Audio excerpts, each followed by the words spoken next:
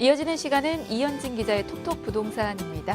오늘도 쿠키뉴스 이현진 기자 함께합니다. 안녕하세요. 네, 안녕하세요.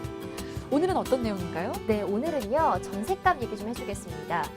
요즘에 미친 전세라고 불릴 정도로 전셋값이 떨어질 기미를 보이지 않고 있습니다. 일부 지역 같은 경우에는 전세 물건이 품귀 현상을 빚으면서 전세 찾기가 하늘의 별 따기다 이런 말까지 나오고 있는데요.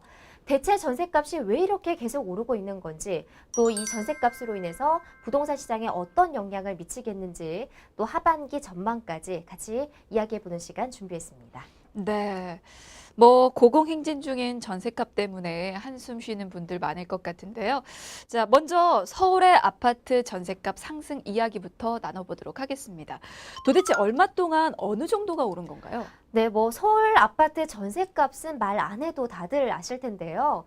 지금 실제로 통계를 살펴봤더니 46개월 동안 계속해서 쉬지 않고 오른 것으로 조사가 됐습니다.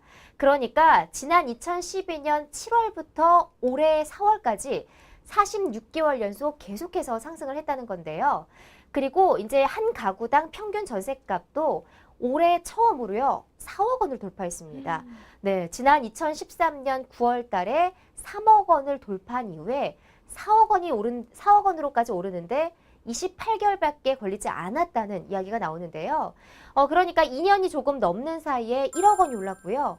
월 평균 357만 원씩 상승한 것으로 조사가 됐습니다. 근데 전셋값이 4억 원이면 이거 사는 게 낫지 않나요? 네, 그렇죠. 네, 전셋값이 그러면 매매가는 어떤가요? 일단 서울의 이제 아파트 평균 매매 가격은 1억 원 오르는데 3년이 조금 넘게 걸렸고요. 월 평균 270만 원 정도가 높아졌으니까, 그러니까 아파트 전셋값보다 매매 가격이 더 늦게 오르고 있는 그런 현상을 보이고 있습니다. 네. 매매가에 비해서 서울 아파트 전셋값이 너무나 상대적으로 가파르게 상승하고 있다는 느낌이 드는데 이유가 어디 있을까요? 일단 가장 큰 이유는 수요하고 공급이 맞지 않기 때문인데요. 수요는 많은 반면 이제 공급이 적기 때문에 아무래도 계속해서 품귀 현상이 일어나고, 그러다 보니까 가격이 올라가는 그런 악순환이 계속되고 있는 것 같습니다. 실제로 지난 2001년에서부터 2010년까지 서울 아파트의 이제 연평균 입주 물량을 봤더니 5만 가구를 넘었지만요. 2011년 이후로는 공급이 절반으로 줄었습니다. 그러니까 입주할 수 있는 아파트가 그만큼 줄었다는 의미인데요. 2011년부터 2016년까지 연평균 2만 6천 가구 정도가 공급된 것으로 나타났습니다. 서울 전셋값이 이렇게 상승하면서 여러 가지 변화를 불러왔다고 하는데요. 어떤 일들이 벌어졌나요? 네, 일단 가장 크게 나타나는 게 탈서울화 현상이 계속되고 있다는 겁니다. 서울 아파트 전셋값이 너무 비싸다 보니까 이걸 감당하지 못한 사람들이 이제 주변에 있는 경기도로 이주하는 사람들이 늘어난다는 건데요.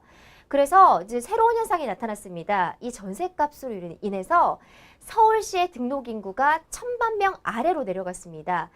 지금 주민등록 인구가 5월을 기준으로 했을 때 999만 5,700명으로 집계가 됐거든요.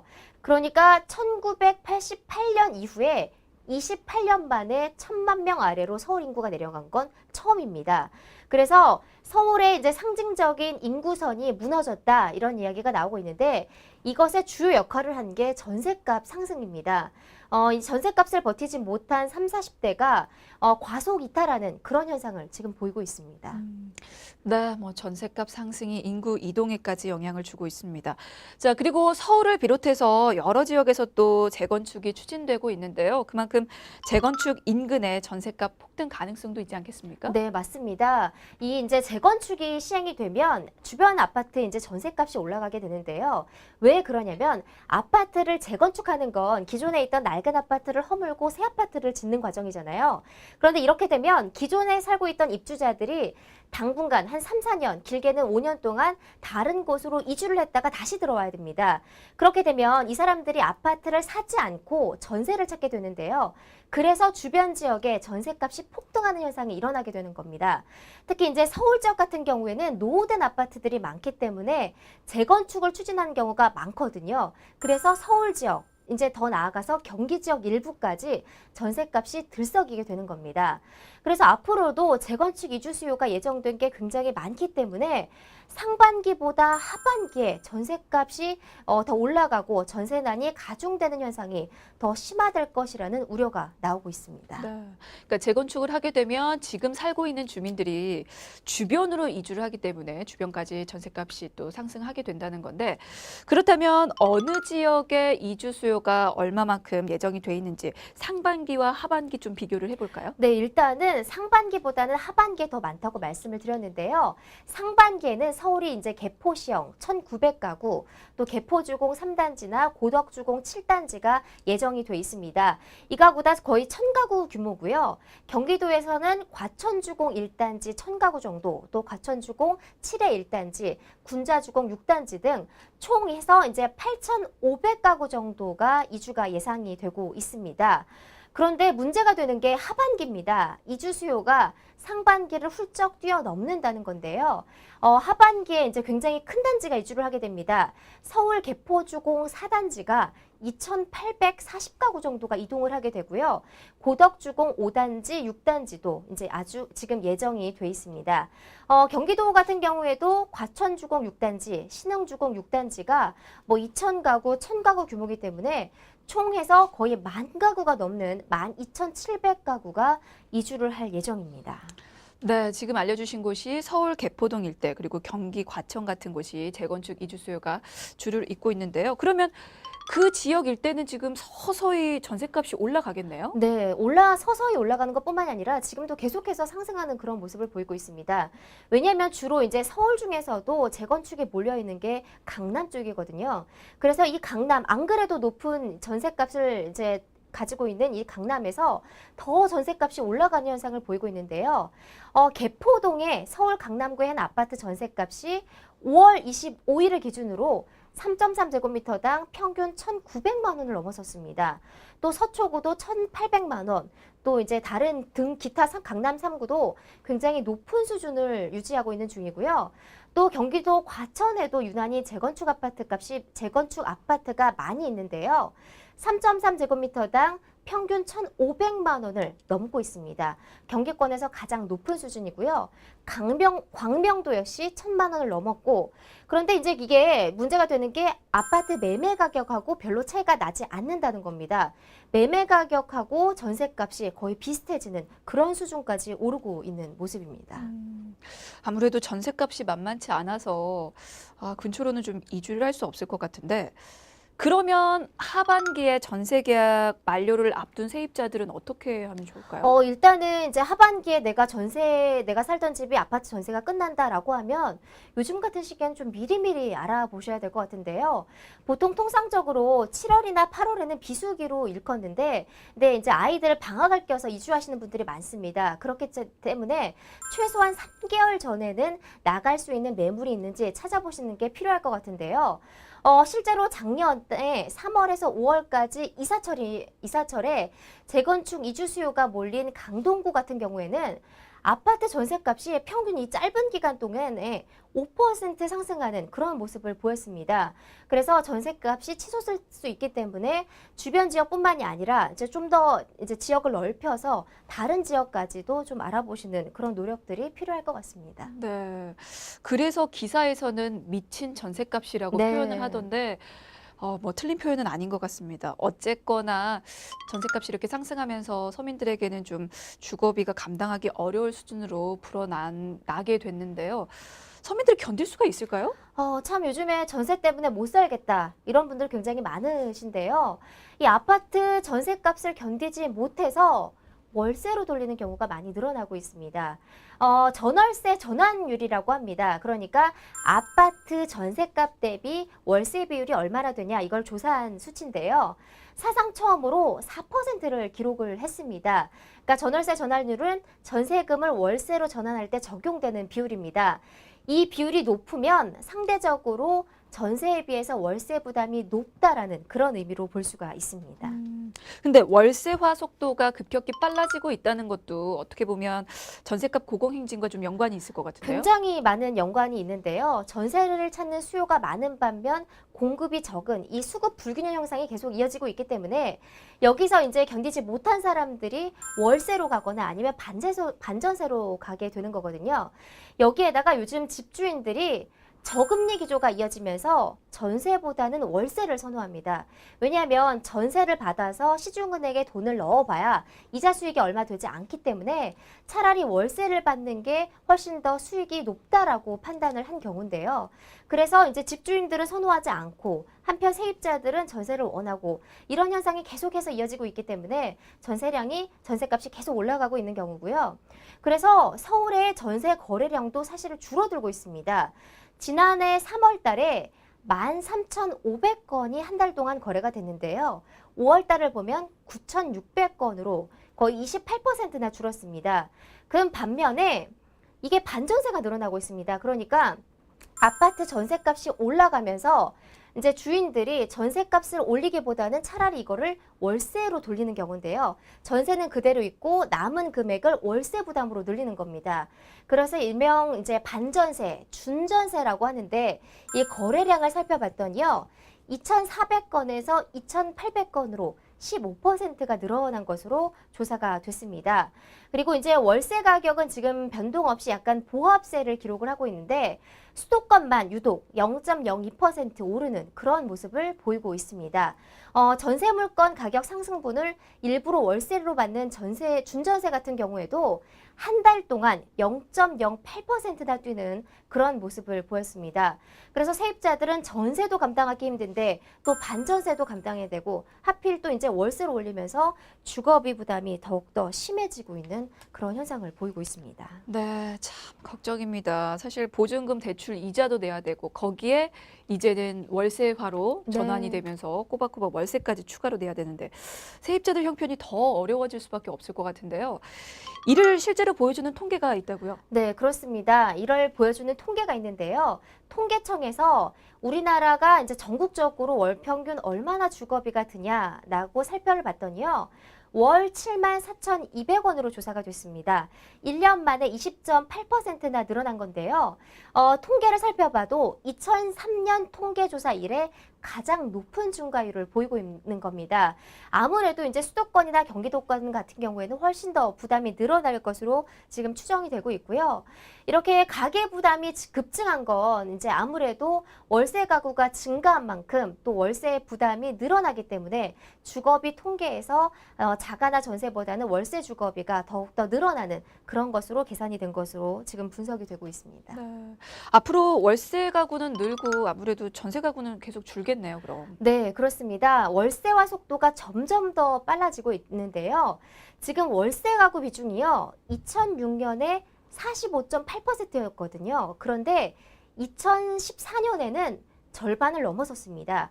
55%로 상승을 했는데요. 그러니까 다시 말하면 100가구 중에 55가구가 월세에 살고 있다는 의미입니다. 반면에 전세 가구 비율은 줄어들고 있습니다. 전세 비중은 54%에서 45%로 감소하는 모습을 보이고 있습니다. 네, 자 이현진 기자의 톡톡 부동산 오늘은 전셋값 이야기 나눠보고 있는데요. 그렇다면 앞으로 전셋값 상승이 계속될까요? 네, 일단은 당분간은 전셋값 상승은 계속될 것으로 분석이 되고 있습니다. 많은 전문가들도 전셋값 상승을 막기는 쉽지 않을 거다라는 분석을 내놓고 있는데요. 일단 뭐 가장 문제가 되는 게 수급 불균형 현상이 해소되지 않기 때문에 이런 현상이 있고요. 서울 같은 경우에는 앞서도 말씀을 드렸지만 재건축으로 인해서 멸실주택이 많기 때문에 이런 문제는 계속해서 이어질 것 같습니다. 특히 이제 문제가 되는 게 서울에서는 멸실주택 비율이 계속해서 늘어난다는 겁니다.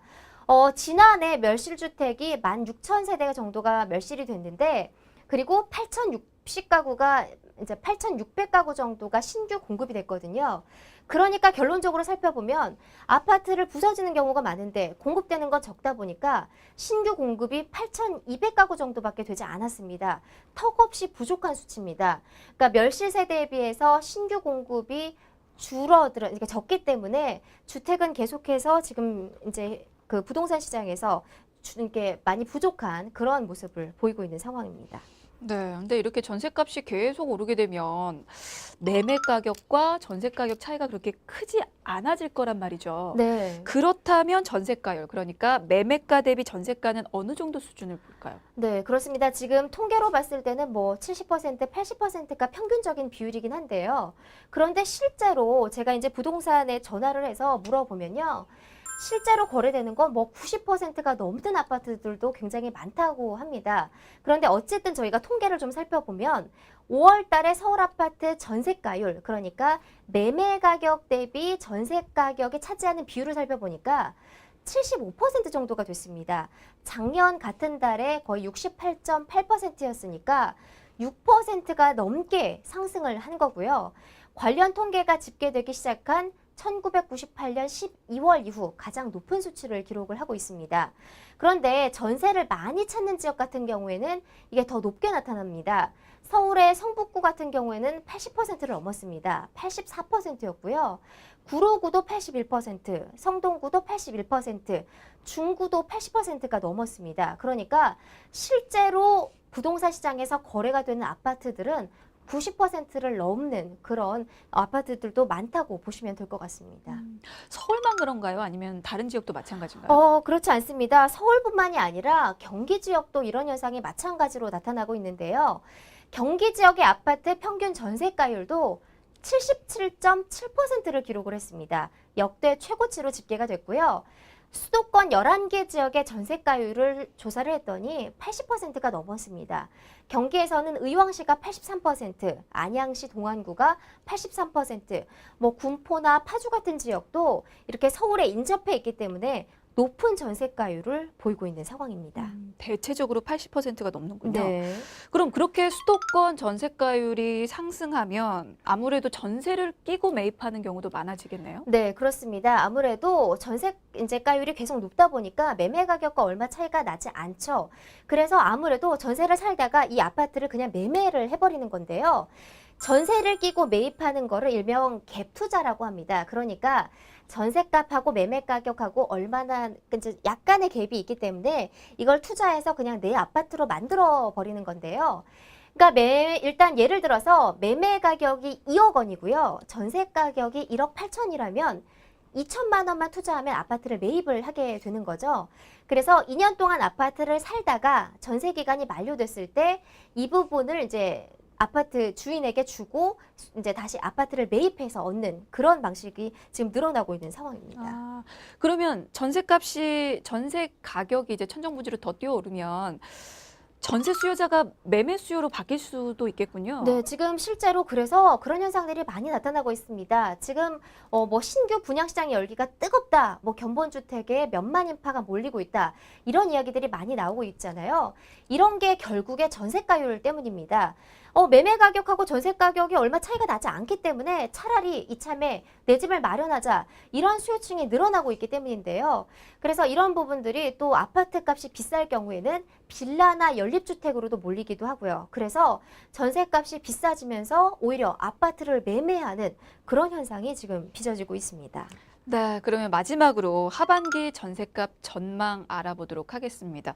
사실 계속 고공행진이 이어질지 말지 네. 그게 제일 궁금하긴 하거든요. 네, 그런데 이제 결과는 약간 불보듯이 뻔한 것 같고요. 왜냐하면 전세값이 계속해서 오르고 있는 상황에서 이거를 억제할 수 있는 시장의 요건이 없습니다. 그래서 올 하반기에도 역시 전세값 상승은 계속해서 이어질 것이라는 전망이 많습니다. 아파트 수급 여건이 하루빨리 개선되지 않는 한 전세값 상승은 당분간 계속될 것으로 보이는데요. 그리고 지금 이제 초저금리 기조가 계속되고 있죠. 한국은행이 또 올 하반기에도 기준금리를 인하할 것이라는 전망이 많은 상황에서 집주인들은 아무래도 전세보다는 수익률이 좀 나은 월세를 선호하기 때문에 계속해서 이런 현상은 이어질 것 같습니다. 이제 다만 전세값에 지친 일부 수요자들이 신규 분양 시장으로 가거나 아니면 빌라 같은 저렴한 아파트로 갈아타는 사람들이 좀 늘어날 것으로 예상이 됩니다. 그리고 이제 지금 문제가 되는 게 이 전세가 비싸기 때문에 월세 부담이 늘어난다는 건데요.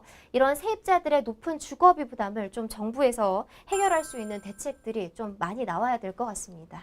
네, 알겠습니다. 자, 오늘 톡톡 부동산은 여기까지 듣도록 하겠습니다. 지금까지 쿠키뉴스의 이현진 기자였습니다. 고맙습니다. 맞습니다.